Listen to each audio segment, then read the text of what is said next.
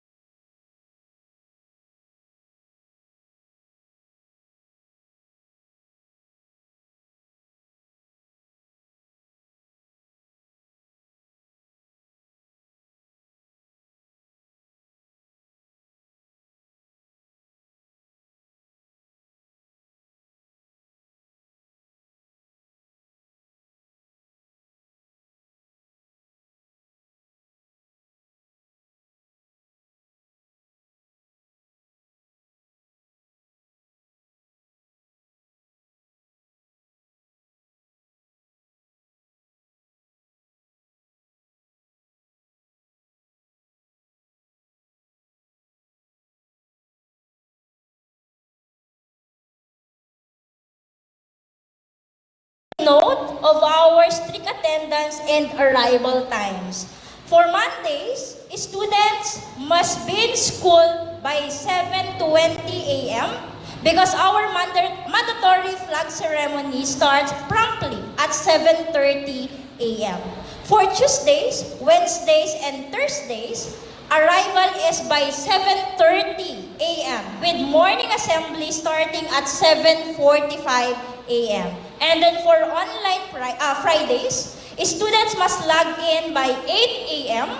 for the morning camp. They can access their live Google Meet links directly via stream in their Google Classroom.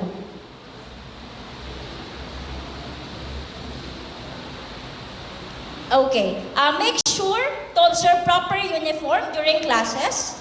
School uniforms are available for purchase at the school's front office.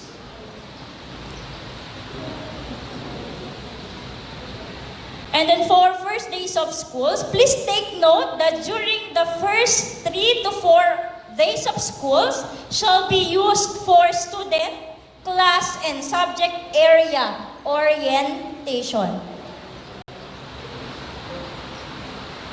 And then on Fridays, all students must log into their Google Advisory Classroom at least 5 minutes before their official morning cap time. This time is strictly used for checking of attendance and giving out important advisor reminders. Please ensure they follow their Friday online schedule, whether it is asynchronous for kinder to grade 10 or synchronous for grades 11 and 12. And our dedicated consultation times are built right into the school schedule and remain active during asynchronous Fridays.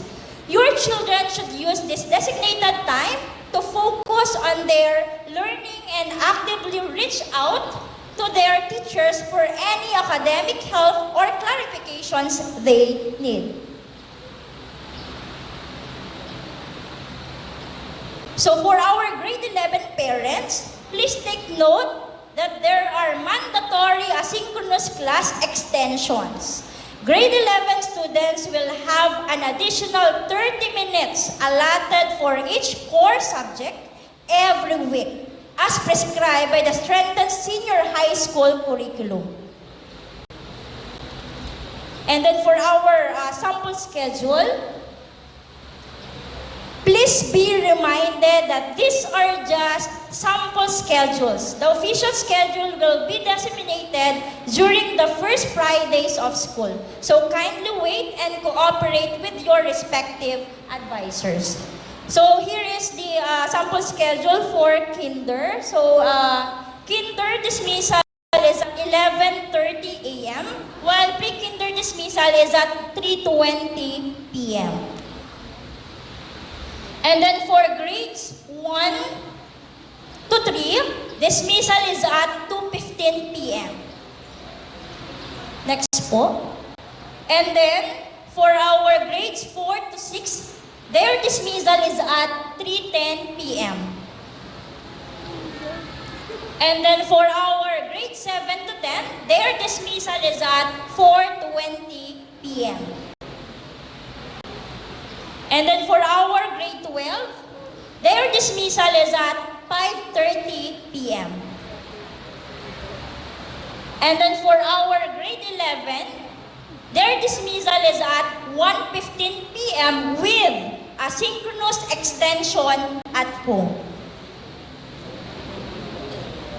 And then, ayan, textbooks for kinder to grade 10. So textbooks are standard for kinder up to grade 10 and will be used primarily for science, math, English, Araling Panlipunan, and Filipino. So you can pay for these textbooks at the school's front office and claim the physical copies at the Basic Education Library.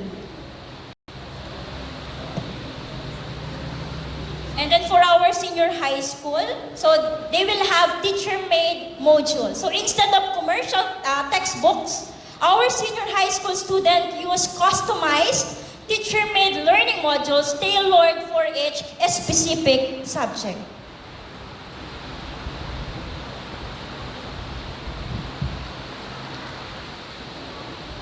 And so, for online access, students are required to access these digital modules via Google Sites. So, to log in, they must use their official SBCA domain account.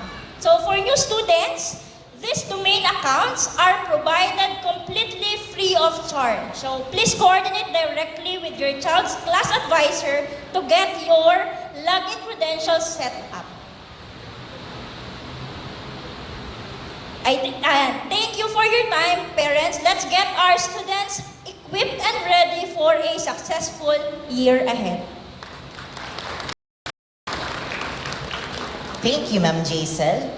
Dumako naman tayo sa Google Classroom and Parent-School Communication Platforms na ilalahad ni Binibining Renelyn Baldo, ang ating Senior High School Coordinator. Hello po, good morning. So it's all about the Google Classroom and the communication platform. So as in the previous years, SBCA will be incorporating Google Classroom into our learners' weekly schedule, mostly on Fridays. So Google Classroom will provide a dynamic platform for interactive learning and engagement. It will enable our students to access assignments, resources, and supplementary materials in a digital format. So this is the example of a Google Classroom per class. So next slide, please. So this will be the sample of Google Classroom of my advisory. So this year, your advisor will create one respective to your child. Next one, please note that only your child's school domain may be used to access it. So school domain at sbca.edu.ph is the domain name extension of our school, St. Bernadette College of Alabang. So for the old students po, no, you may use the same domain account given to you. Kapag nakalimutan po yung password, pakisabi po na lamang sa inyong mga advisor. So for the new students, rest assured that on the orientation days, your domain account will be given by your advisor or emailed to your personal email. So to use it, you may ask your advisor to help you. Next slide, please. So online communication between class, advisors, students, and parents will be important to inform them of announcements, activities, or upcoming synchronous or asynchronous classes. So the following are the only official communication platforms that shall be used for various students, class, teacher needs throughout the school year. So this is the parent-school communication platform. And then the last but not the least, I wanted to inform you about our school communication policy regarding class group chat po. So our school allows for one official group chat per class. Ang gumagawa po ng group chat ay hindi po estudyante. Okay po? So maghintay po tayo na gumawa ang advisor ng official group chat. At yun lamang po ang ia-allow ng school. So yun lamang po at maraming salamat. Thank you so much, Ma'am Ren. Indeed, effective communication between parents and school is at the heart of student success. At this juncture, to share with us the grading system, awards, and assessment, let me give you the coordinator of the intermediate department, Mrs. Nanita Baloyo.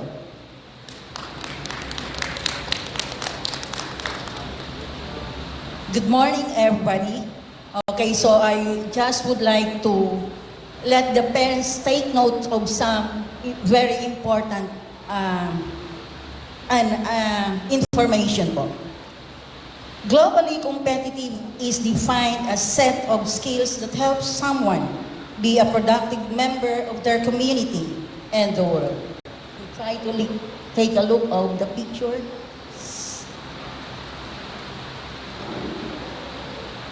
Revised K-10 curriculum, formerly known as Matatag curriculum, equips students with specific hard skills to compete in a global job market is important while cultivating their abilities to effectively share ideas and communication across cultures in appropriate and respectful ways.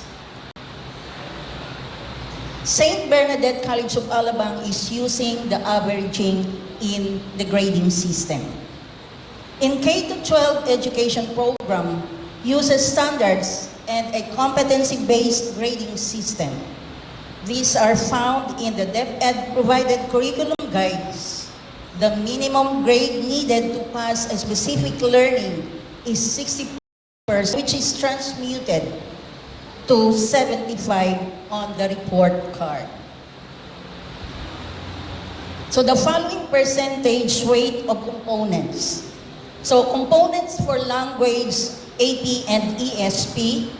So written works, 30%, performance tasks, 50%, and quarterly assessment, 20%. For science and mathematics, written works, 40%, performance tasks, 40%, and quarterly assessment, 20%. Okay, for MAPI, EPP, and TLE, written works, 20%, performance tasks, 60%, and quarterly assessment is 20%. Okay, percentage weight of components for grade 12 only. For the academic track and for the technical, vocational, and livelihood or TVL, sports, arts, and design track. Course subject, okay, for the written works, okay, WW 25%, PT 50%, and QA is 20%. All other subjects, 25%, WW 45%, PT, and QA is 30%. Okay, for the work immersion, when it comes to the core subject, okay, so they have research, business, enterprise, and simulation, exhibits, and performance. So they have the different percentage rating. So 35%, WW, PT 40%, and then QA 25%. And then in all other subjects, including their work immersion, research, exhibits, and performance, they have also 20%, 60% for PT, and 20% for QA. Okay, so since we have already the strengthened senior high school curriculum, so the grade 11, they will have a different way of the system. So the senior high school curriculum adopts a unit-based grading system for the computation of the learner's general average. Under this system, subjects are assigned equivalent units based on presented or prescribed instructional hours to ensure equitability weighting across subjects clarification. The table below outlines the specific unit equivalents for each subject classification. So kindly take a look. Okay, for the course subject, so they need to have a 160 hours across 3 terms, and then the units that they can earn is 2 units. Okay, for the academic electives like arts elective, specifically arts and apprenticeship, okay, so they need to have 160 hours per term, so the equivalent unit is 6 units. For the Tech Pro, okay, so electives in grade 11, so they need to complete 320 hours across 3 terms. And then the units that they can earn is 4 units. Tech Pro electives in grade 12, so they need also to complete 320 hours per term, 12 units. Next slide, please. Okay, so for those who are our newcomer stakeholders, so the WW or the written works are as follows. Okay, the quizzes, the homework, and seat work. Next slide. Okay, for the performance task, we have projects, research output, performance standard output, oral recitation, and group presentation. Okay, in the performance task, outcomes-based assessment, or we call it the OBA, to be given once in quarter and to be credited as performance task, or we call it already the transfer of learning. Quarterly assessment, okay, so we have the periodical examination. How to get the quarterly grade? The sum of the weighted scores in each component is the initial grade that will be transmuted using the transmutation table set by DepEd to get the quarterly grade. For the academic excellence, it is given to the learners from grades 1 to 12 who have attained an average of at least 90% and have passed all the learning areas with no lower grade below 85 in any learning area. The general average is reported as a whole number following DepEd Order Number 8, Series of 2015. Okay, so these are the description of the academic excellence. For with highest honors, okay, the percentage is from 90 to 100%. Highest honors po. For with high honors is from 95 to 97%. Then with honors, 90 to 94%.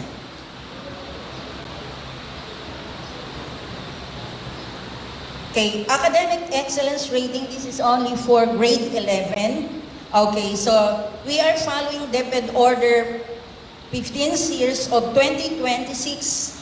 An SBC learner may receive an academic excellence award if he or she obtained a general average of at least 90 and has no final grade below 85 in any subjects, maintain good conduct, and has no disciplinary record.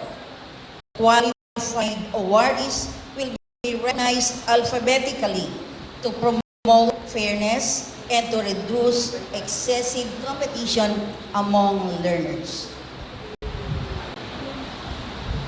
So we have also the end year award.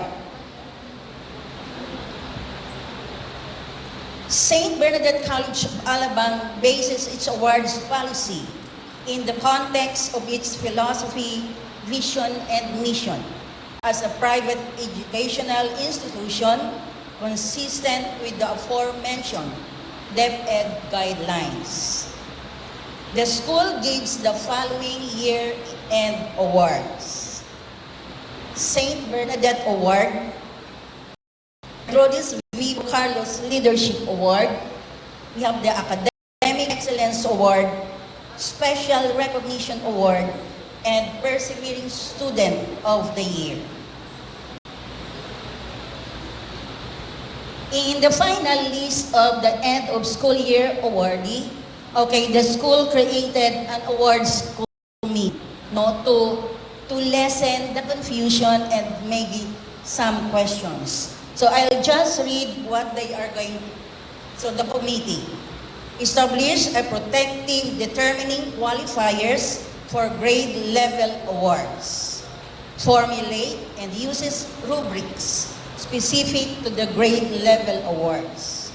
Verify the authenticity of documents submitted. Deliberate on the qualifications of candidates for the awards based on the rubrics and the documents submitted. Then after that, recommend to school head and principal the result of evaluation and then deliberation for approval. Okay. So for further information or clarification, grading system, you may refer to the e-student handbook. Thank you.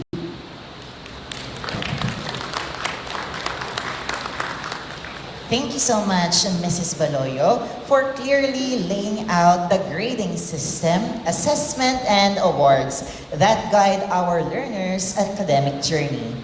At this point, to walk us through our e-student handbook and scholastic program, let us welcome our dedicated assistant to the principal, Ms. Corinne Divine G. Manzanade.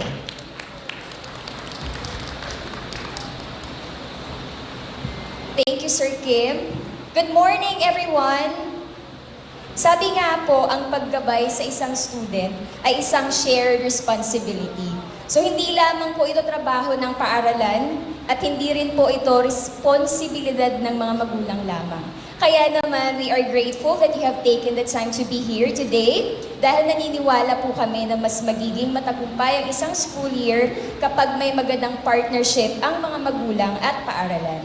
And speaking of partnership, isa sa mga paraan para pagtibayin ito is by making sure that you, parents, are informed and guided throughout the school year. With that, I would like to highlight one of the important documents that we share or we provide to our parents and guardians each school year. Yan po yung Student Digital Handbook. The Student Digital Handbook will be made available during the first week of classes.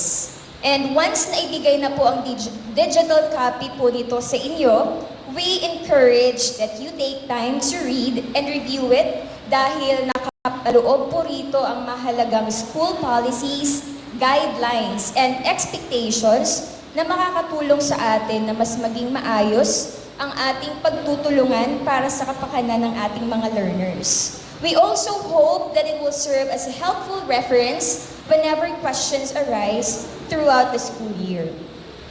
Kasama rin po ng handbook ang acknowledgement receipt or yung contract po. Matapos po ninyong mabasa at ma-review ang handbook, kindly fill out and sign the contract and return it to your child's advisor. Ito po yung magsisilbing confirmation na natanggap, nabasa at naunawaan po ninyo ang nilalaman ng handbook. We would also greatly appreciate your support in returning the signed contract at your earliest convenience. And before I end, bilang scholastic coordinator, I would also like to share that we will continue to implement Scholastic Prime English and Prime Math to support our learners' literacy and numeracy development. Prime English has been part of our program for the past 2 years, while Prime Math was introduced last school year. Natutuwa po kami sa participation at progress ng ating mga learners as we continue to maximize these learning resources for their growth and development. And to give you a better understanding of these programs, please watch the following short infomercials. More than 100 years of partnership with schools worldwide, Scholastic has been championing the intellectual and personal growth of all children by inspiring them with the love of reading at every stage of their literacy development. In its more than 100 years of partnership with schools worldwide, Scholastic has Development been and championing beyond. the intellectual and personal growth of all children by inspiring them with the love of reading at every stage of their literacy development and beyond. Your child's school is a proud partner of Scholastic in its Prime English program, an enrichment reading program which has been proven effective in making children both proficient and avid readers with the circle of reading success. Measure, engage, instruct, and monitor. In Prime English, students' reading comprehension levels are measured using Scholastic Literacy Pro. Literacy Pro then generates for each child a personalized recommended reading list based on his reading ability and his interests, which are key considerations in motivating children to read.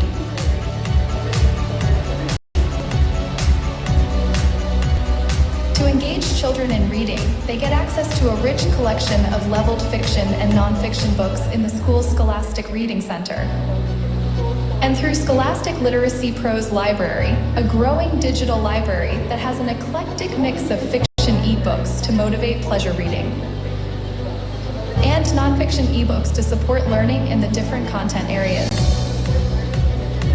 Literacy Pro also has a rich collection of stories of the world, including Philippine literature, to give children access to books that can serve as mirrors through which they can better understand themselves, and books that can serve as windows and doors through which they can learn about distant worlds and diverse experiences and cultures. After reading, children take book quizzes in Literacy Pro to check their understanding. Literacy Pro keeps track of each child's reading progress, enabling children to monitor their own reading growth and motivating them to keep on reading and improving. Scholastic partners with teachers through training and the provision of teaching and learning resources to strengthen reading instruction. All Prime English instructional kits support blended learning. There are print resources that may be used in school, and there are digital resources that may be used for online classes or extending learning at home. Interactive Read Alouds across all grade levels invite students into the world of books and develop their listening comprehension and critical thinking skills. Phonics instruction for Kinder to grade 2 teaches children how to read with automaticity and fluency. Reading skills instruction for grades 3 to 10 builds students' reading comprehension skills to mastery. When students master the key reading skills, their performance in content areas like science, social studies, and even math improve. After all, reading is a skill that is used to learn in all the subjects. For grades 3 to 10, teachers model and practice with students the reading process through guided reading, thereby allowing students to use the strategies they learn when they read on their own. Read and Think ebooks are also available in Scholastic's Literacy Pro library to provide support for students, ensuring better reading engagement and comprehension. To monitor students' participation and progress, Prime English provides diagnostic, formative, and summative assessments throughout the year through the Literacy Pro pre-test and post-test and the book quizzes students take after reading a book. Kinder to grade 2 students also have quarterly phonics assessment, while grade 3 to 10 students have a computer-based skills assessment they take after every unit of reading instruction. Scholastic is eager to partner with you and your child's school in Prime English. Together, let us build a nation of readers and open for all children a world of possible.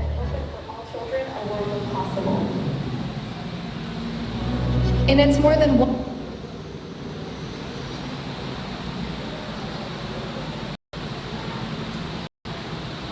Scholastic, the world's most trusted name in learning, brings to you Prime Mathematics.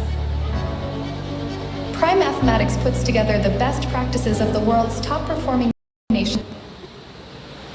Scholastic, the world's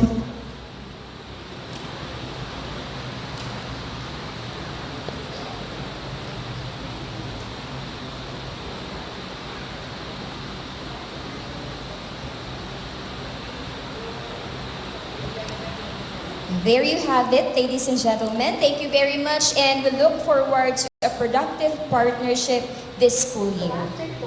Scholastic, the world's most trusted name in learning, brings to you Prime Mathematics. Thank you, Ms. Karine. I hope that AVP gave you a more comprehensive understanding of the Scholastic Philippine program for our students. Let me repeat, we have the Scholastic Reading Program as well as the Prime Math Program. So this is both literacy and numeracy available and given to all learners from K1 to 10. This enforces their reading as well as their knowledge and learning in math.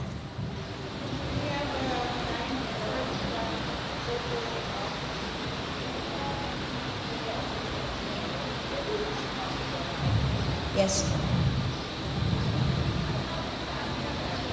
So we will be having a short photo opportunity.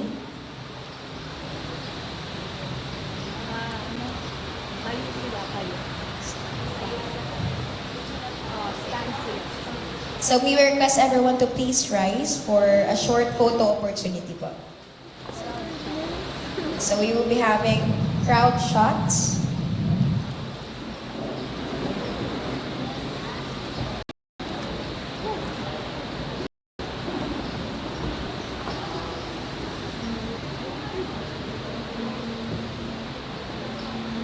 One, two, three, smile. One more time po. One, two, three, smile. Okay.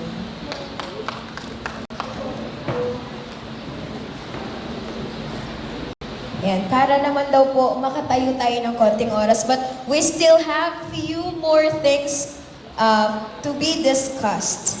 St. Bernard College of Alabang is a proud partner of the Scholastic. This time, to give us a peek to our guidance services and discipline policy, we give you our guidance coordinator, Mrs. Annabel Pilayo. A round of applause, everyone.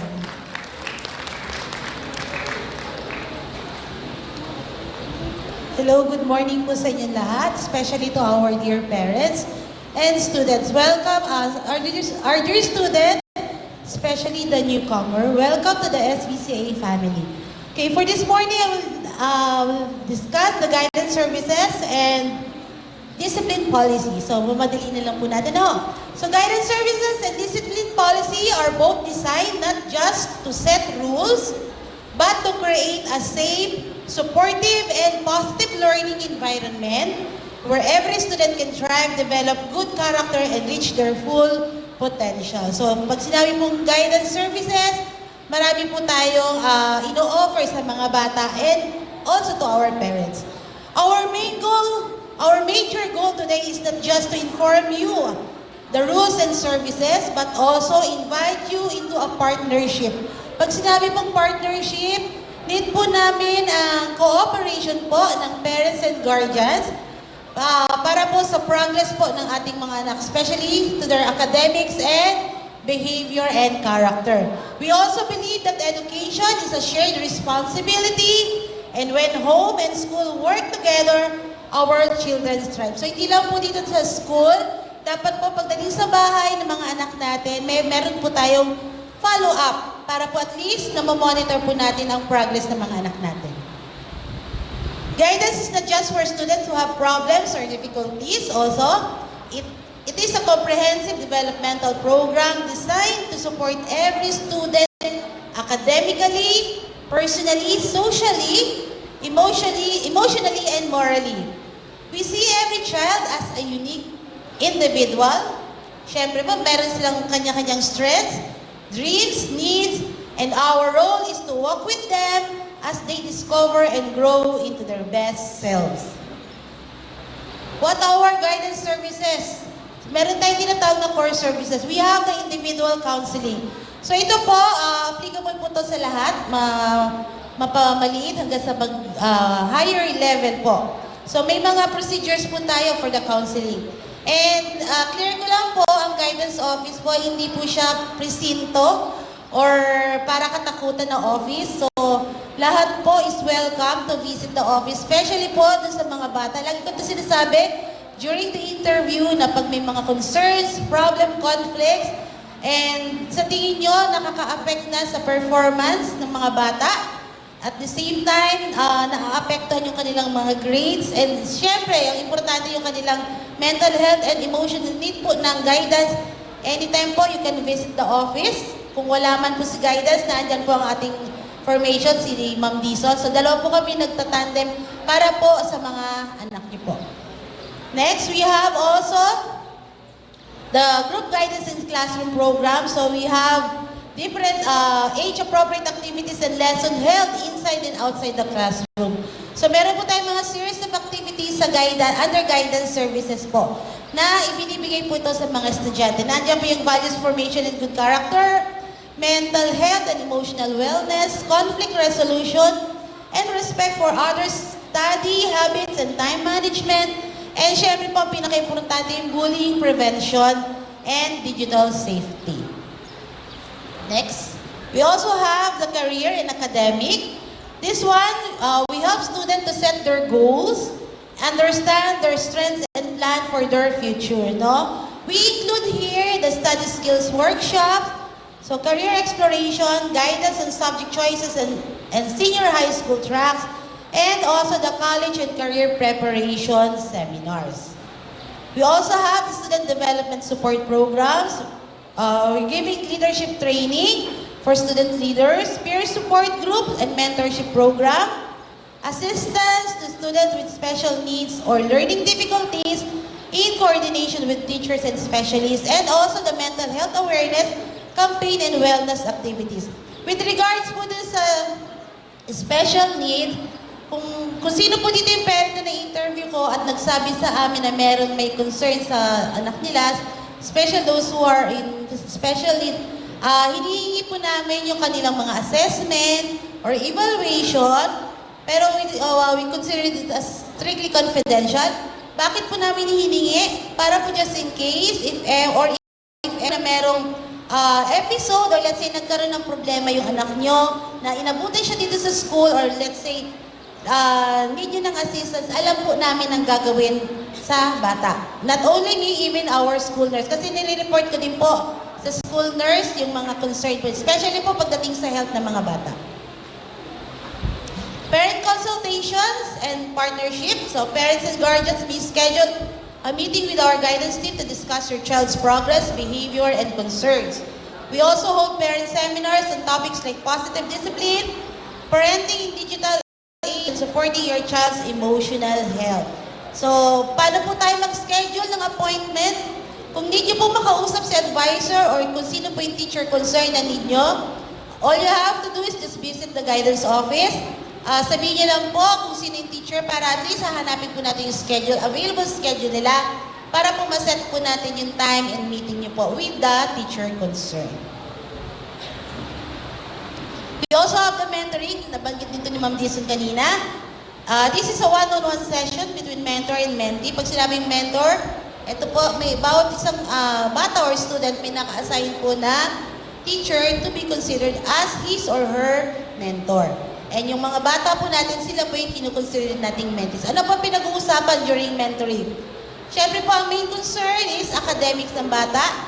So kung libaw medyo struggle, si mentor, pwede po siyang i-advise or pwede po makahingi ng suggestion kung ano mang pwede niyang gawin. Also, pag may mga concern ang bata, especially sa parents, kasi minsan hindi po maiiwasan yung mga bata, especially mga big one na nagre-relate sila or like, let's say nag-open up sila sa mga mentor nila. Pag may mga concern sila when it comes to their families, then si mentor, syempre pagkagawa po ng way or ng paraan para ma-reach out si parents at ma-settle kung ano man yung concern ng bata.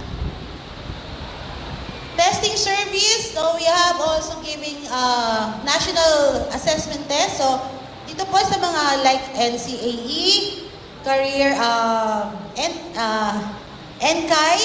So we're just waiting for the schedule given by the DepEd kasi naka-follow po tayo sa DepEd. Kung ano po yung schedule na binibigyan ng DepEd, especially when it comes to national assessment and examination, yun din po yung binibigyan nating schedule sa mga bata. We also have the admissions and interviews, yes, assessment and placement. So dun sa mga new students, especially grade 1 to grade 12 or grade 11, so alam niyo po, nag-undergo kayo ng interview. So kung wala po si Ma'am Dizon, ako po ang humaharap sa interview kasi mostly po talaga kay Ma'am Dizon ng kasi need niya yung profiling ng mga bata. No, kasi sa kanya po talaga maraming concern. Kasi mostly ang hawak ko po is college. Pero pag wala naman po si Ma'am Dizon, okay lang din po na ako mag-interview. Meron ako na-interview na ibang mga student na mga lower year. So okay lang po yan. Next, how to access guidance services. No? Student can visit guidance office anytime during their break times or free periods. Parents may call, message, send email. So pwede niyo po akong pwede po kayo mag-send ng email sa email na naka-post or visit the office from Monday to Friday from 8 a.m. to 4 p.m. Also, we accept referrals, no? Referrals from teachers, parents, or self-referral by the student. So ulitin ko po, huwag po tayong mahihiya or especially mga bata na matakot pumunta ng guidance office kasi si guidance office nandyan lang para lagi sa inyo mag-support. Next, please. Okay, let's go to the discipline policy. So, building responsibility and respect. So, our policy is built on the principles of love, respect, fairness, responsibility, and restoration. We believe that discipline is a teaching process. Its purpose is to help students understand right from wrong, develop self-control, learn to take responsibilities for their actions, and respect themselves, others, and the rules of the community. We follow here a progressive discipline approach, meaning we guide and correct students steps by steps with the goal of changing behavior and building good character, not just imposing penalties. So, meron po tayo dito mga, as you can see, the student conduct, politeness, courtesy, and personal. So, lahat po yan, makikita nyo, naka-address naman po yan sa student handbook. So, importante po, once na ma-receive nyo po yung digital student handbook ng mga bata, please po and make sure na basahin po natin and i-furnish po natin sa school kung ano yung dapat nating i-submit. And student handbook po is nandun po lahat, nakasulat lahat ng mga possible penalties and sanctions para at least maintindihan po natin kung bakit meron mga binibigay na sanctions sa bata. Okay, next po. Student attendance. Regularity and punctuality in attending classes is a must. Habitual and unnecessary absences as well as tardiness are subject for disciplinary action. So, syempre po, ang absences and tardy, kailangan po si parent, ang responsibility po ni parents is prepare a handwritten excuse letter. Also, when to submit during the absent and late. Also, we need that the letter is clear, naka-record po lahat kung ano yung date and reason bakit absent o late ang bata. And reminder, regular attendance is better learning. Inform the teacher as early as possible. If ever po ng anak nyo po is mag-absent or let's say nag-absent siya, make sure po pagbalik ni bata may dalang excuse letter. And then pag late naman po, yes, hindi naman po natin may iwasan ng late. Kanya lang kasi, as per observe, ang laging reason ng mga bata is traffic. So wala naman po lugar dito sa Pilipinas na hindi traffic. So alam na po natin ang dapat gawin. Ano po? To adjust their time. Especially the senior high school, grade 11 and grade 12. Yan po ang laging reason nila. Bakit nalilate? Kasi daw traffic, no? So, make sure po, pag malilate ang bata at matagal ang period ng pagkawala niya sa school, make sure na may dala po siya excuse letter signed by the parents.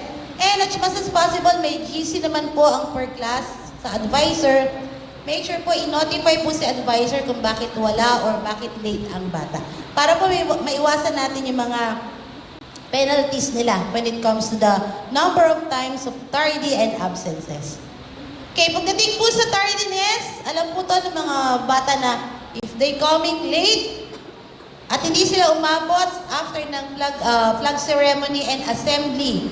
So, hindi po sila pwedeng umakyat ng classroom without taking the pink form. So, saan po kinukuha ang pink form? They're going to get it from the guidance office or kay Ma'am Dison or kay principal. Pero mostly sa guidance office po. Ang guidance office natin is located after the canteen, yung office po ng guidance ang kasunod. So, syempre po, when it comes to tardiness, pag nakatatlong tardiness po si bata, automatically po, equivalent to 1 day absent po yun. So, let's say, late siya ngayong Monday. Tuesday, hindi. Wednesday, late. Thursday, late. So, meron po siyang tatlong tardiness. Automatically po, may 1 day absent na po yun. Equivalent to 1 day absent. So, as much as possible, iwasan po sanang malate na yung bata. And a student who commits 40 absences, including converted tardiness, shall automatically be dropped from the school register. Once po si bata maka-reach out ng 40 absences, automatically po pwede po siyang i-drop. Pero yung 40 naman na po yan, meron po yung mga sabihin nating adjustment. Ano yung adjustment? Make sure na pag absent is valid yung reason kung bakit absent. And supported po ng mga documents. Like for example, kung nagkasakit, din po pagbalik ni bata, may dalang medical certificate, Pag ang bata po is nag-absent ng more than 3 days, kailangan po may medical certificate na po. If ang reason is may sakit. Pero just in case naman merong nilakad ang family, kasi minsan hindi naman maiiwasan na kailangan kasama si mga bata. Make sure po si parents talagang nakasupport po yung letter niyo po sa mga anak niyo. Okay? Late in between period, students who is not inside the classroom 5 minutes after the subject teacher arrives or leave the classroom without first seeking permission from their teacher and remain outside for quite some time will not be admitted back in class unless tardy leave is secured from guidance and counseling and student formation offices. So yun po, same rule po, pagka lumabas si bata na walang paalam kay teacher, kailangan po pagbalik niya at inabutan niya na may bago na siyang teacher sa loob, kailangan meron na siyang pink form or valid yung kanyang paglabas. Kasi minsan hindi masasabi may kailangan si bata sa faculty room. So kailangan po magpapaalam lagi sa teacher. Yun po ang pinaka-importante. Cutting classes is considered a major offense. No, staying outside the classroom while classes are going on is considered cutting classes. Ang mga bata naman po kasi natin, once na pumasok na sila sa campus, they're not allowed to go outside na po. Makakalabas lang po sila if sinundo ni parents or pag tumawag si parents sa advisor, informing ma'am, pauwi niyo po yung anak ko, may something na ganito. Alam po namin si inaalaw. Pero kung yung kusa pong lalabas, si bata, no. It's a no po. Kasi hindi po natin sila pwedeng palabas sa dalawa just in case or once na may nangyari po sa kanila sa labas, hindi natin masabi, liable po ang school. Pero yun po ang iniiwasan natin. Kaya hanggat maaari, nakasettle po ang mga bata sa loob. Hindi po tayo, especially yung grade 11 and grade 12, minsan kasi marami silang reason. Hindi po sila basta-basta unless tumawag po si parents or may padala pong letter, valid letter si parents na kailangan po lumabas ng bata na ganitong oras. That's the time na i-allowed namin. Okay, electronic devices, as per DepEd Order 6, Series 2026, as much as possible, no gadgets during class hours. So, kailan lang po ina-allowed si gadget? If ever na may activity po na need ng gadget, doon lang po ina-allowed ni teacher. Pero using your gadget inside the classroom, especially during class hour, is a no-no, a violation. Pwede po siyang i-confiscate ni teacher or kung sino ba yung teacher in charge na inabutan. And then, bibigyan po siya ng time. So, after whole day, pwede niyang i-claim. Pero, once na maulit yun, hindi na po pwedeng basta-basta ibigay without the parents. Let's say, pinuntahan na po ni parents, na-release po si gadget. Umulit na naman. Sad to say po, and sorry, hindi po namin i-release si gadget. I-release po namin at the end of the school year na. Pero within that period, naka-stay put na po siya sa office. Kasi uulit na to ulit eh. So yun po, reminder, basta nakatatlong times na ma-confiscate yung pangatlong beses po, next school year na po ang risk. Bago magbakasyon ng mga bata. Just a reminder. Okay, discipline system is an order are factors that contribute to the fulfillment of the vision and mission of SBCA. So as to develop self-discipline and positive values among the students, a set of policies and rules of discipline is formulated for your guidance. We have the suspension. So this is a penalty in which the school is allowed to deny or deprive an erring pupil or student of attendance in classes for a period of not exceeding 20% of the prescribed class days for school year or term. Next. Exclusion or dropping or dismissal is a penalty in which the school is allowed to exclude or drop the name of the erring pupil or student from the school rolls for being undesirable and transfer credentials immediately issued. And next, expulsion is an extreme administrative penalty which bars the erring pupil or student from all the public or private school in the Philippines and which requires the prior approval of the Secretary of Education. This one came from the revised manual of regulation for private school and basic education. When it comes to suspension po, yung nabanggit kong tatlo, hindi naman po, wala pa naman po cases na umabot ng expulsion at saka yung isang offense. More on lang sila, suspension. Pero pag suspension po natin, hindi na po tayo nagsususpend na hindi uma-attend ang bata sa school. No? Kasi pagka sinabing suspended, minsan kasi, pag nasa bahay lang kung saan nakakarating, or let's say, hindi naman sila nagkakaroon ng realization. Kaya po, and at the same time, bawal na rin po kasi yung mag-suspend na hindi pa papasukin si bata. Yes, suspended po sila. Depende po sa major offense na nagawa ng mga bata. Ano po usually suspension na ginagawa nila? Pinakamatagal na po yung 5 days sa medyo mabigat na cases.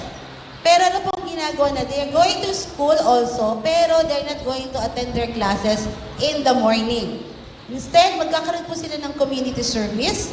So yung community service na yun, ilalaan po nila from 8 a.m. to 12 or 1 p.m. So yung hapon po, since may na-miss out po sila sa klase nila, teachers or advisor is just waiting for the student. Hindi po si teacher or advisor ang mag-a-approach sa bata kung ano man yung na-miss nila. Let's say, for example, on that day, may quiz sila or activity, hindi siya nakagawa. The suspended student is the one who will approach the teacher para kunin ko ano yung na-miss out niya. Hindi po si teacher ang mag-a-approach, si bata po na nakasuspended. Usually, yan, nabibigyan lang naman ng suspension is mostly nasa higher year. Pero yung mga maliliit, hindi naman po tayo umaabot pa sa ganyan situation. So, ulitin ko, pag suspended, kung ano yung na-miss out ni bata, si bata po ang mag-a-approach sa teacher, hindi po si teacher ang mag-a-approach sa kanila. Part po yun ng kanilang disciplinary measure and sanction. Okay, SBC also stands for bullying. Now, bullying may be found in every school. At SBC, we take the position that bullying is not a normal part of growing up. Since the effects of bullying on any students are far-reaching, we considered it as a serious matter. So students and parents are encouraged to report any form of bullying to any school employee. The employee will then report it to the principal, guidance, or discipline officer to take the necessary action according to the school's discipline policy and with the evaluations and processing of the school's discipline committee. So ito po, lagi ko sinasabi sa mga bata, kasi pag sinabing bullying, marami pong type of bullying. Hindi naman po porket inaasar is bullying na. So marami po tayong factor. So pagka ganun may mga na-observe tayong mga unusual behavior or feeling natin medyo affected na si bata or wag na po nating patagalin, make sure to report it to your advisor. Kung hindi man po ma-reach out sa advisor, dahil syempre si advisor busy, anytime po, you can visit the guidance office. Para po at least, once and for all, masettle po natin kaagad at mabigyan po ng action kung ano man yung problema ng mga bata. The anti-bullying policy, so DepEd Order 6, 2026, no bullying, no physical, verbal, or online bullying. Sa school statement, school protects all learners, report any incident immediately. Consequences, actions have consequences, guidance and discipline applied. And what is the parent's role? Guide children at home, promote kindness and respect. Next. Doon pala sa committee, meron po tayong discipline committee. So, madidiscuss din po ito later. So, mental health. So, what parents can do, manage screen time, gaya nga po na sinabi ni Nurse Tess, no, manage stress, encourage healthy habits, be present and supportive. Ito po, pinaka-importante. Pagka po ang anak natin is may need sa school, especially, kahit ano pong activity or concern ng bata na kinakailangan sa parents, please po, puntahan po natin. Kasi minsan, hindi natin ina-expect si bata is medyo nagkakaroon ng nagtatapor, let's say, nagkakaroon siya ng discouragement, lalo na pag nararamdaman niya na ang parents niya is hindi nag-a-attend or hindi siya pinapansin. So, ang pinaka-ano din, kung hindi man tayo available on that day, pwede po tayo magpadala ng representative. Pero kung hanggat maaari, kung kaya naman po ng schedule natin, let us do it po. Next po. Okay. Child Protection Policy. Dito po sa St. Bernadette, we also handed the Child Protection Policy, a comprehensive framework aimed at ensuring safety, dignity, and well-being of all learners in school, formerly known as DepEd Order Number 40, Series 2012, or DepEd Child Protection Policy. It also outlines the responsibilities of school teachers, administrators, and stakeholders in creating a child-friendly and safe learning environment. So ayan po ang ating DepEd protection policy. Next slide please. So here in St. Bernadette, we have the Child Protection Committee composed of, syempre, ang chairperson po natin ng ating PPAA. Ang ating vice chairperson is our principal. And we have the member, yours truly po, Ma'am Lizon, school nurse, faculty representative or yung faculty president. And we also have the parent council representative and the non-government representative, which is the Barangay Alabang, which is our school is under the Barangay of Alabang. Kaya ang ating NGO, ang nagsusupport po sa atin pagdating sa child protection policy is the Barangay Alabang. Okay, parent involvement, support at home, yan. Kailangan po pagdating ni bata sa bahay, nandun pa rin si parents nagsusupport. Communication with teachers, yan po ang pinaka-importante. Kasi po pag si parent hindi nakikipag-communicate, minsan too late na pag may problema si bata, lalo na pagdating sa mga academics. No? Minsan naman kasi may mga teachers na nare-remind si parent pero no reaction si parents, no reply.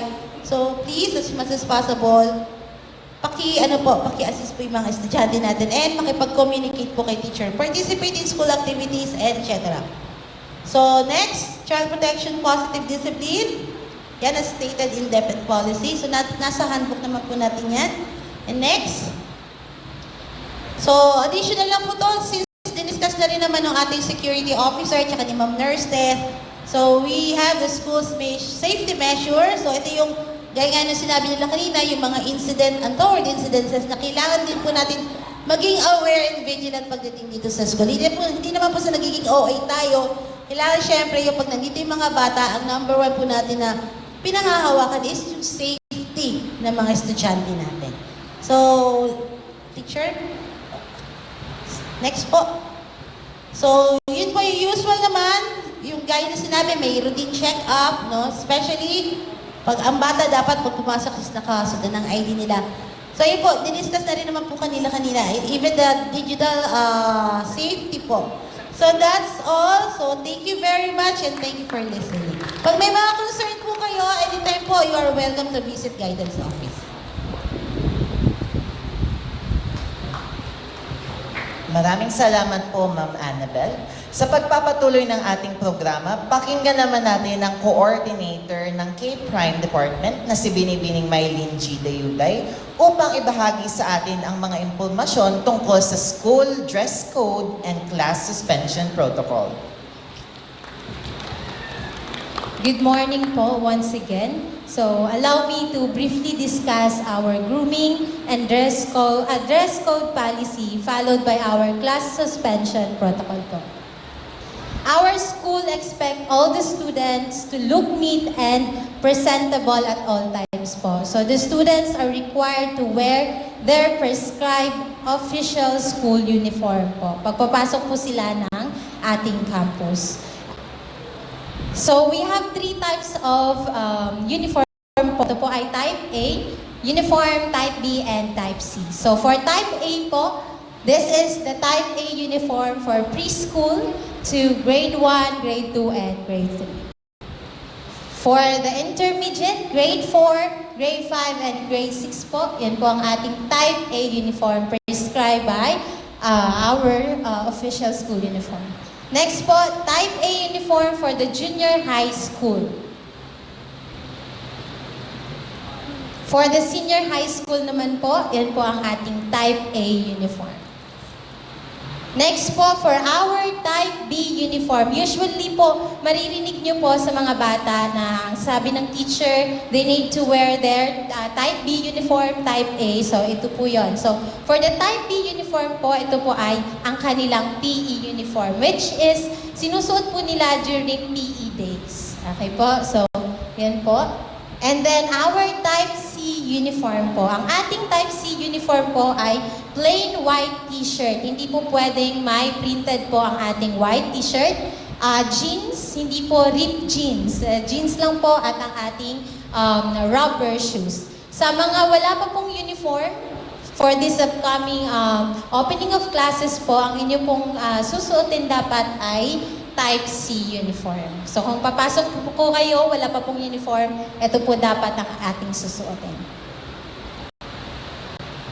For the school shoes naman po, so along with the prescribed school uniforms, students are discouraged to wear, ayan po, boots. Hindi po natin sinusuot ang boots papasok na ating school.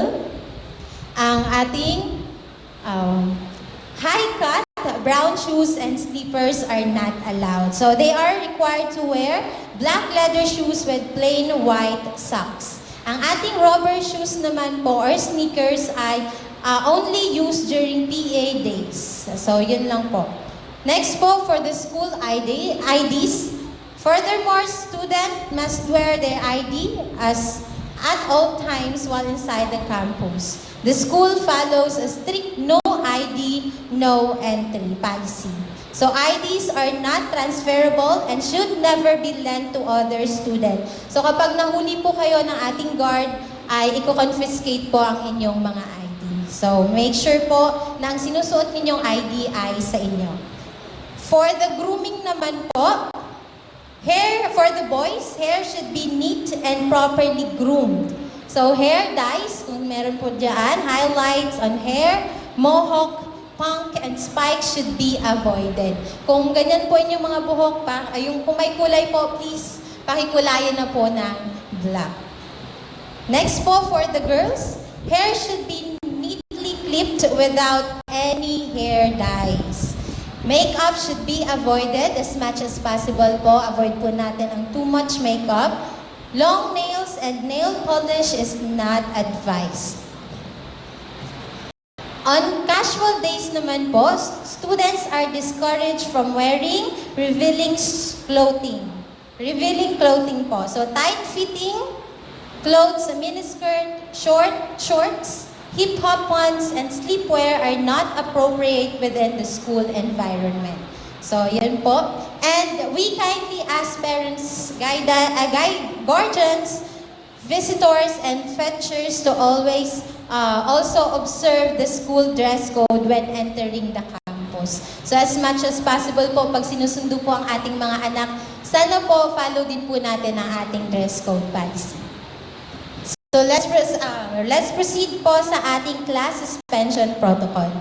In line with the DepEd Order Number 14, Series 2026, our school will follow the DepEd guidelines on learning continuity and emergency. So meron na po tayong 4H framework po, which is the hayo, hinay, hinga, at hinto.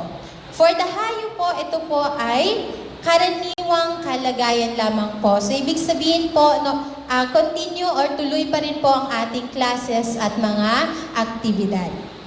For the hinay naman po, ito ay may kaunting abala o panganib. Ibig sabihin, signal number 1 or 2 po siya, yellow rainfall. Warning na po siya. Flexible ang learning delivery mode. Ibig sabihin, pwede pong face-to-face and pwede din pong maging online modality learning po. Next po, for the hinga. So ito po ay malaking pagkaantala sa sakuna. So ito po ay signal number 3. Orange rainfall warning na po siya. So ito po ay online learning modality na po talaga, modular at iba pang alternatibong paraan. Next po, we have also the last one, last H po, which is the hinto. Dito po ay suspended na po talaga ang classes. So hinto, ibig sabihin po, tigil. So pansamantalang suspendido ang klase at mga aktibidad. Ibig sabihin, may matinding panganib at hindi na po tayo ligtas. Next po, in case of earthquake, kanina po nasabi na din po ito ng ating nurse test. On-site classes are automatically suspended during an earthquake. Students and personnel will follow evacuation procedures. As per Ma'am Test po, every monthly po, meron po kaming earthquake drill and fire drill po.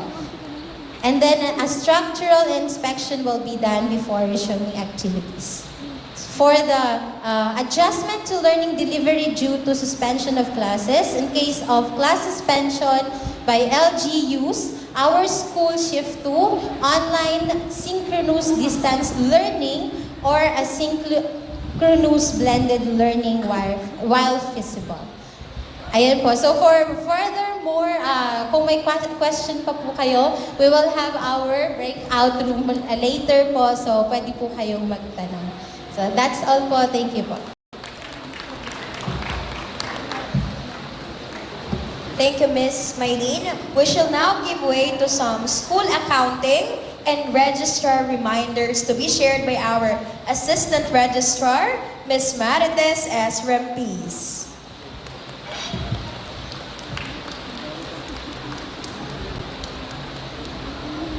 Good morning, parents. Welcome, parents and guardians.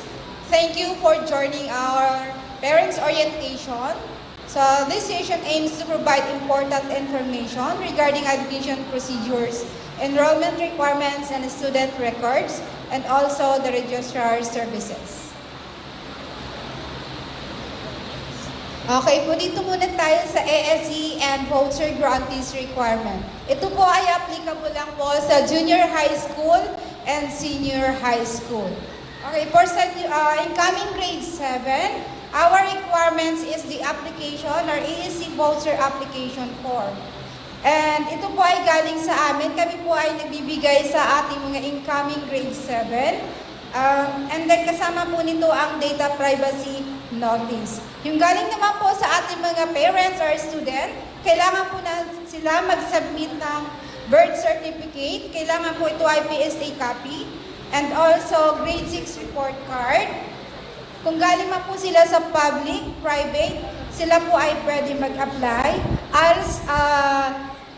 Sila po ay galing sa ALS din, basta eligible for grade 7, sila din po ay pwede mag-apply. Kailangan lang po talaga nila masubmit kung anong requirements ang hinihingi po natin.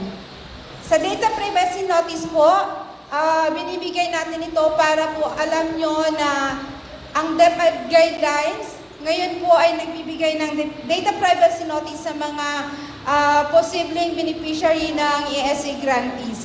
Kasi po sila ay mapapublish sa DepEd website, tulad po ng PAYAC website. Ipapublish na po ang ating mga learners na kung sino po yung posible na magkaroon ng beneficiary dito sa ESE grantees. Ito po ay sa junior high school. Kung kayo po ay transferee, halimbawa po ay galing kayo sa ibang school, kayo ay grade 8, and then po yung pinanggalingan yung school ay isa din po kayo doon na ESE grantees. Para maipagpatuloy po sa amin yon, you need to submit the ESE certificate. Kukuha lang po kayo doon sa pinanggalingan yung school. And then also, provide na din po yung mga nasabi kong requirements. If yung grade 7 po natin ma-approve ng ating dito sa ESE voucher, sa grade 7 po, ito po ay tuloy-tuloy po siya. Hindi na po kayo, pagdating ng grade 8, hindi nyo na po kailangan mag-re-apply. Pag na-approve po sila ng grade 7, automatically po ito ay tuloy-tuloy hanggang senior high school. So, ang consequence lang po nito, huwag nyo pong pa-i-stopin yung inyong mga estudyante. Kasi once po nag-stop sila, mapuputol na po ang kanilang subsidy galing sa gobyerno po. So, yung subsidy po ng junior high school, yung tinutukoy ko po ay yung sa grade 7 to 10. Ito po ay ang kanilang subsidy po na natatanggap ay 13,000. Pero po, kung kayo po ay transferee, halimbawa galing po kayo ng probinsya, kung ano po ang una nyo natanggap na amount doon sa province sa pinanggalingan nyo, hindi na po yun mababago. Kahit halimbawa, 9,000 yung inyong subsidy doon sa kabilang school at napunta kayo dito sa atin, kung 13,000 po ang sa amin na binibigay, ay nabibigay na allotment ng DepEd, ang mabibigay din po doon sa transferee, kung ano po ang natanggap nila doon sa kanilang pinanggaligan, 9,000 pa din. Hindi po siya magbabago. Ano po, baka po mag-expect kayo kasi yung iba yung classmate ay 13, ay kayo ay naging transfer sa amin, 9,000, baka po kayo mag-expect na 13,000 din po ang matatanggap nyo. Doon naman tayo sa senior high school. Sa senior high school po, pag kayo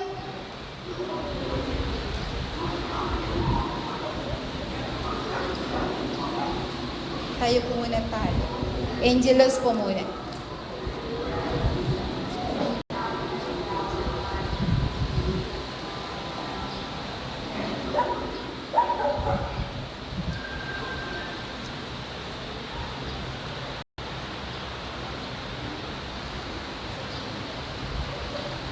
Saint Bernadette, Pray for us, humble thy spirit. now and always. Thank you. Pwede na po tayo.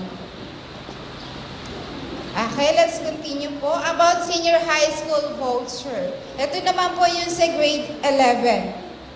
So, pag galing po yung ating student sa public school ng grade 10 completer, automatically po ito ay qualified sa voucher grantees ng ating DepEd or PEA. Sila po ay makakatanggap ng 18,000.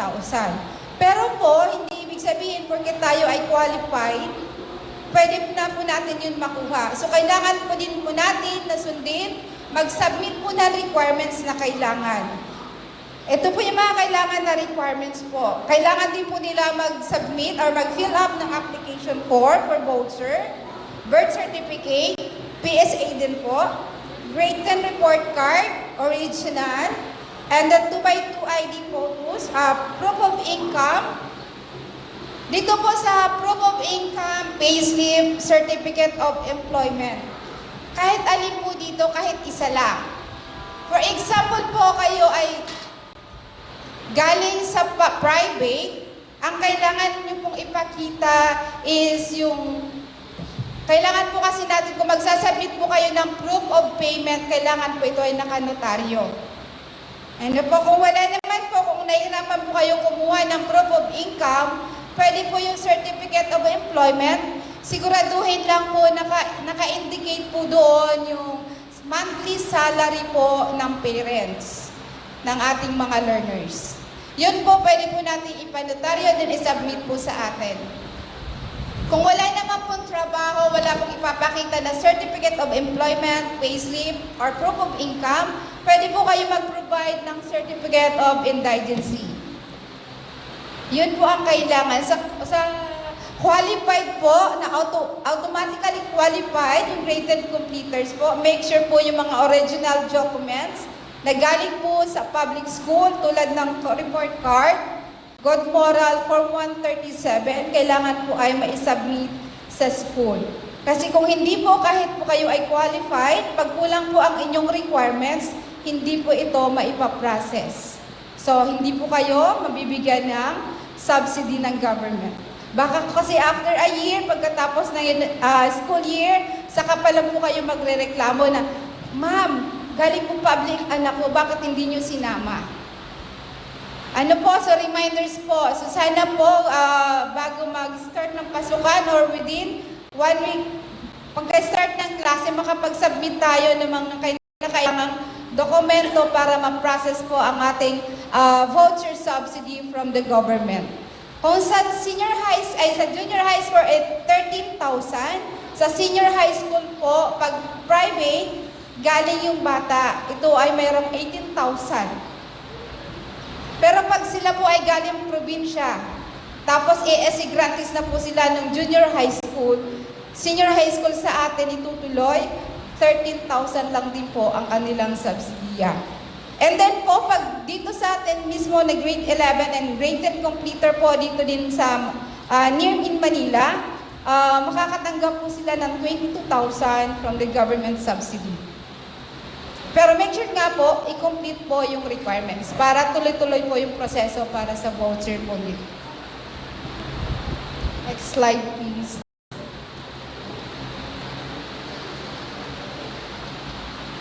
So, important students' records.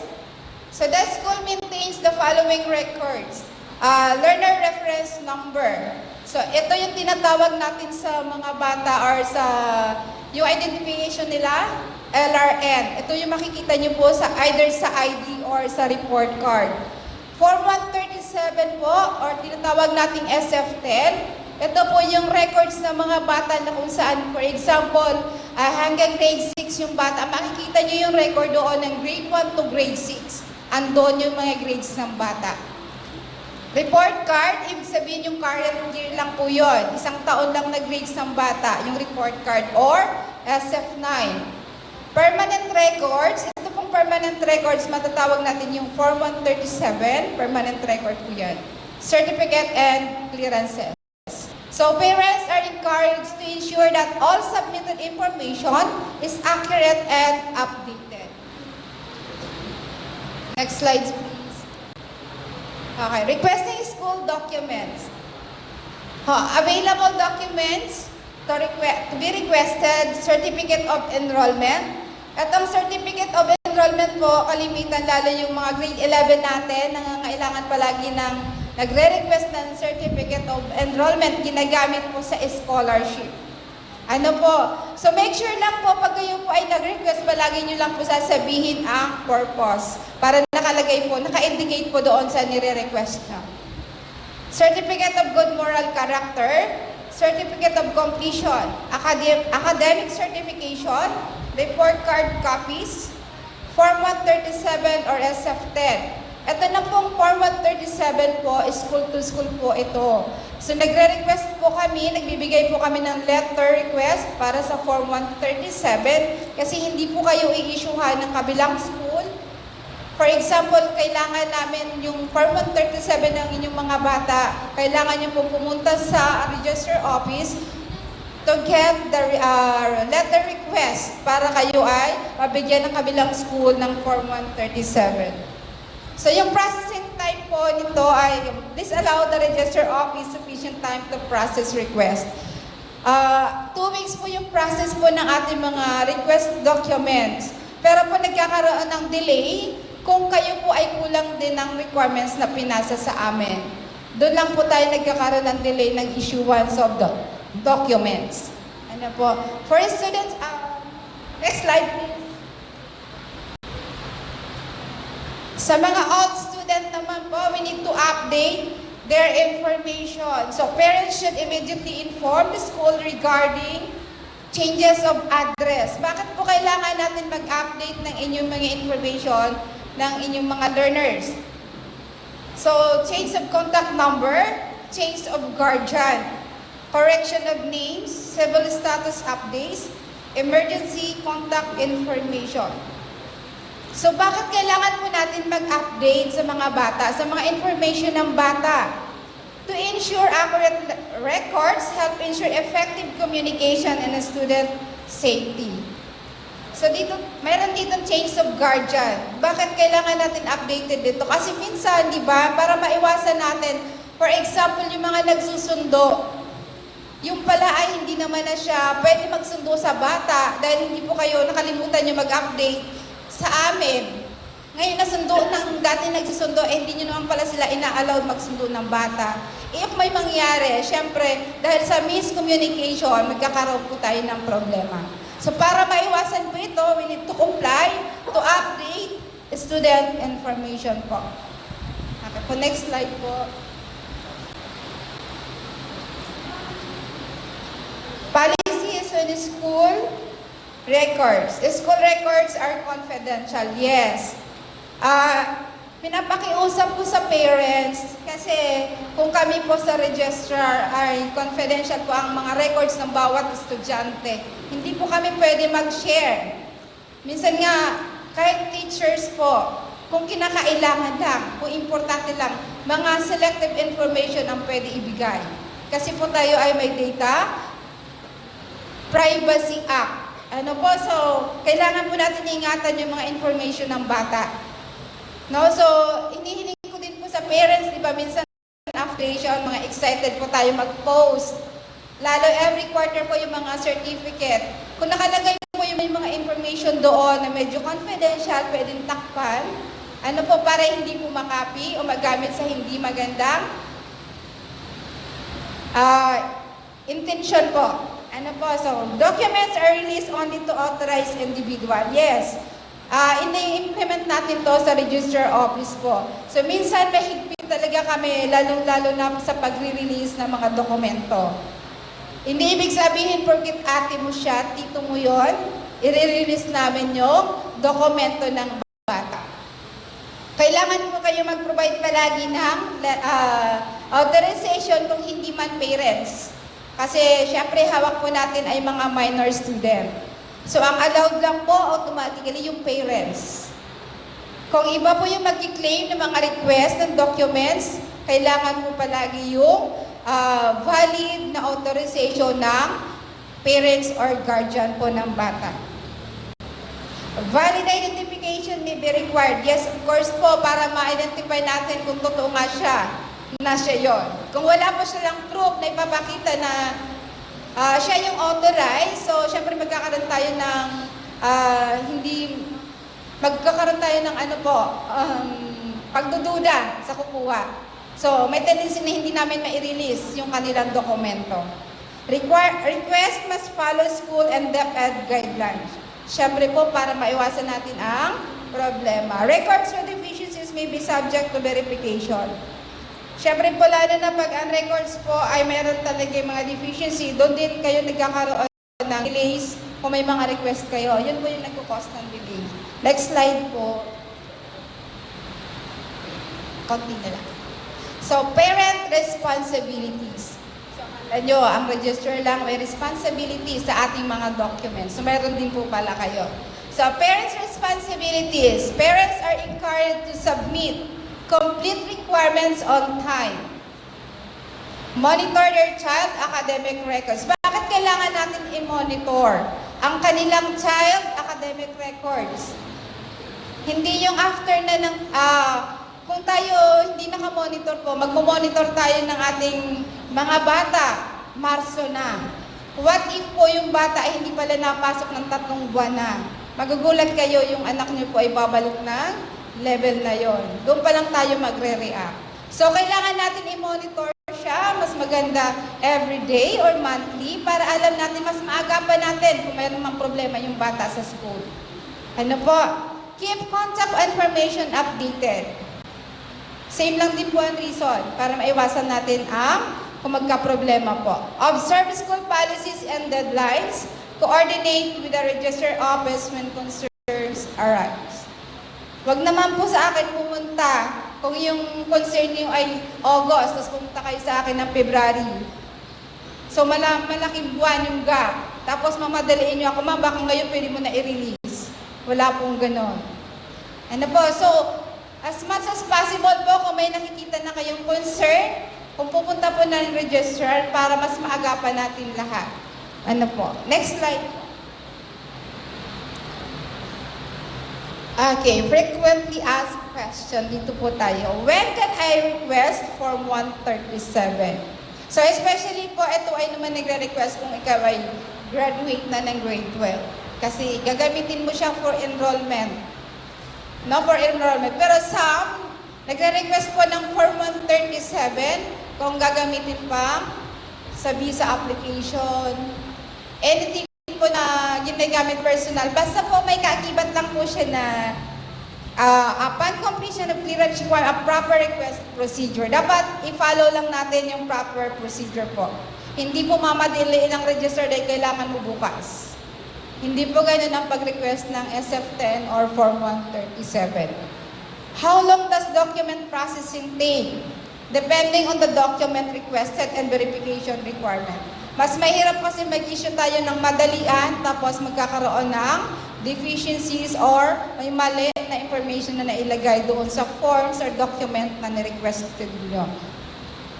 Can someone else claim my child records? Yes. Of course, nabanggit ko po kanina with an authorization letter and valid ID. Next slide po. Ayan. Admission service concern, statement of accounts and balances. At dito tayo sa statement of accounts. Yes, ma'am, sa basic ed po, especially kinder to grade 10, we issued a statement of account every quarter bago po ang exam, quarterly exam. So make sure po kayo mga mommies and daddies na, kasi minsan yung teacher, binibigay po sa inyong mga bata yung ating SOA, Pakicheck na lang po pala kasi minsan hindi nakakarating po sa inyo. Sasabihin niyo sa cashier, "Ma'am, hindi po sa amin nabigay yung statement of account." Sabihin naman ng cashier, "Ma'am, nagbigay na po kami sa advisor." Sabi ng advisor sa bata, "Kanino mo binigay?" "Sa bag, ma'am." Di ba po? So ngayon, tapos nagulat kayo, ang laki na pala, naipon na. So wala naman kayong intensyon ipunin kasi nakalimutan nyo lang. So para po updated tayo, pwede naman tanungin yung bata kung nagbigay na po si teachers ng statement of account. Ano po? And then about the releasing of documents. No releasing of any documents if there's outstanding account balance. Sila sa lahat nagre-request. Ayan lang po, ang registrar office po, madali pong mag-issue. Ang condition lang po, make sure po, nakadalang account sa cashier. Kasi once po kayo ay may hindi nakasettle na account, yun po ang magkakos ng delay para hindi po ma-release ang inyong request. Next slide po.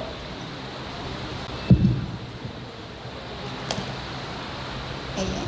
For online payments, so dito tayo sa pagbabayad. Now we have online payments account. Kung gusto nyo po magbayad dahil kayo po ay medyo malayo at hindi po kayo makapunta sa cashier or sa office, we offer online payments. So, we have Security Bank, BDO, and BPI. Also, through GCash po, nag-a-accept po ang school ng ating payments. Make sure lang po, pag kayo po ay nagbayad online, you have to capture the proof of payment and then send po sa admissions, sa email ng admissions po. Kasi hindi po agad yan mabibigyan ng resibo. For example, nagbayad pala kayo, on time kayo magbayad, kaso online. Ngayon, nakaligtaan nyo po, is send sa admission yung inyong proof of payment. Nagtataka kayo, kada magpapadala ang cashier, buo pa rin yung iyong accounts, di pa nababawasan. Kasi nga po, hindi nyo po napadala yung inyong proof of payment sa admission, so hindi nyo nakikita na nagbabayad kayo. So to make sure po na makikita ang bayad nyo through online, ipadala lang po sa admissions@sbca.edu.ph. Ano po, at huwag kakalimutan i-indicate yung pangalan ng bata, grade level, at para saan yung bayad. Nagkakaintindihan po? Kung about naman po sa mga documents, ang request po ay through registrar@sbca.edu.ph. Doon naman po, or either mas prepare na po namin na mag-request face-to-face, pumunta po sa registrar office kasi mas maganda po na mas clear ang inyong request. Nakakapig-fill up po kayo ng request form. Mas madali namin kayong ma-i-entertain pag kayo mismo ang pumunta sa office. If you have concern po, we have phone contact number 88422139 or 88505709, or in cell phone we have 0917-636-7332. Diyan po kayo magpo-call in case po may mga other concern pa po kayo na patungkol sa registrar, sa cashier, sa admissions po. Ayun po. Ayun lang po. Maraming salamat po.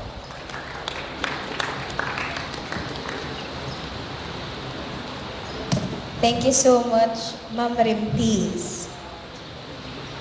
Every school greatly relies on one of its most important learning partners, the parents and guardians of the learners. To give us a message on behalf of the Parent Council,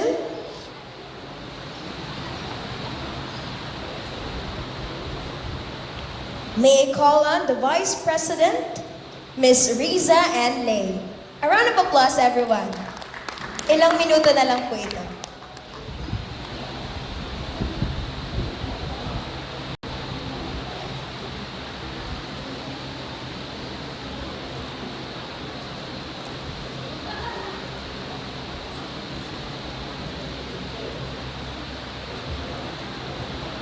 Good afternoon po. Hapon na pala. Okay po, so as our president couldn't attend today, so I am honored to present the results of our recent projects on behalf of our team. So, every year po, nagkakaroon po kami ng mga events and projects. So, our first project po is the Glam Rock.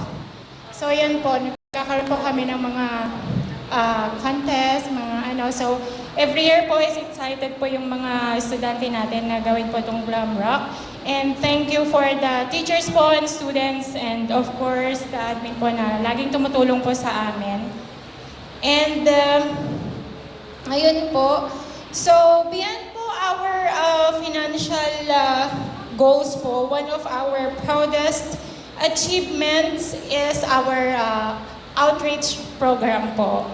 So last year po, nagkaroon po kami ng outreach program and napili po namin yung Daughters of Charity. Ayan po, tapos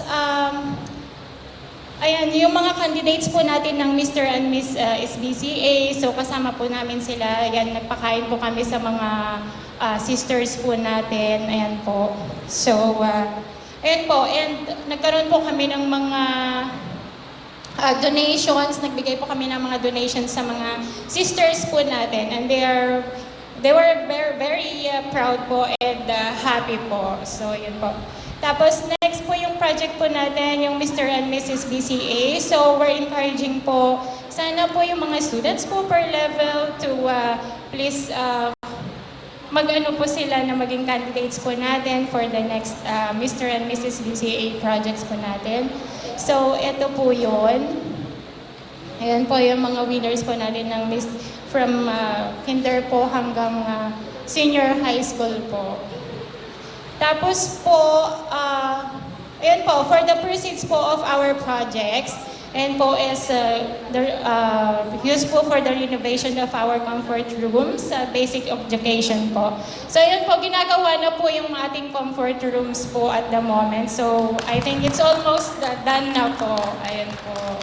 So thank you so much po. Ayan po yung ongoing po na ginagawa po nila. So thank you so much po. So, ayun po, yun lamang po, and thank you so much po for the parents, the students, and of course the admin po sa teachers na lagi pong tumutulong sa amin, sa aming mga projects, sa aming pong mga events. Thank you so much po, and hope to see you all this coming, sa Parent Council. Thank you so much po.